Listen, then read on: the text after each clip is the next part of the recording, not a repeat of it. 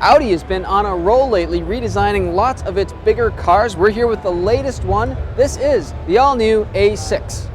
Now, Audi's been a brand that seldom does really kind of zany and wild redesigns. A lot of its cars look similar to the previous generations, and that remains the case with the A6 here. Overall, thematically similar to the prior generation. You've got a very big grille here that stretches from the bottom of the car all the way up to the hood. You've got sort of technical-looking headlights here. There are new LEDs. These are LED pipes, and they kind of come concentrically toward the top of the headlight.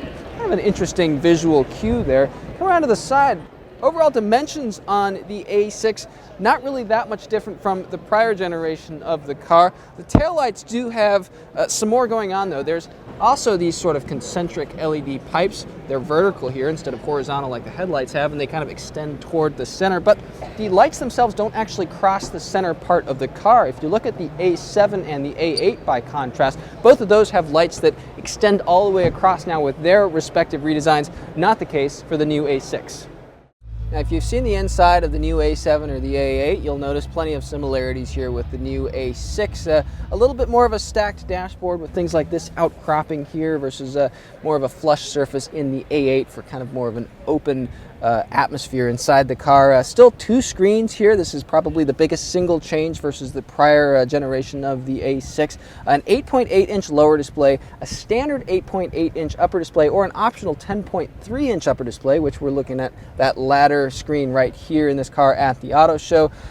Lots of stuff going on here. You can even go look at 360-degree cameras and show kind of an exterior view of the vehicle that you can sort of spin around. Kind of an interesting thing there. And there's haptic feedback, Audi says, along with tiling, so you can move things around on the screens, swiping them back and forth to show shortcuts where you want them. You can even bring some of those shortcuts down here to the lower screen, and everything has kind of a bit of feedback and clicking noise, which you can take away if you don't like, to sort of give you some impression of what exactly you're pressing on. That said, if you really do want just old school physical controls, you're not going to be able to find them in the new A6 because everything is up here on the screens. We do wish that there were actually physical controls for things like some of the climate stuff, but all of that, again, in the screens. Speaking of screens, there's one more up here. This is a 12.3-inch virtual cockpit. Audi says this is its latest generation, second generation of its virtual cockpit displays. It's got better graphics and faster processing than before. That is optional in the A6. Now, not a lot of storage space along the center console, really nowhere to kind of put sunglasses or whatever else have you besides those cup holders, but if you need space, there is a cubby here on the left side of the steering wheel, and this is literally how deep it is. It'll fit all of that. I think like Narnia is on the other side of that hole.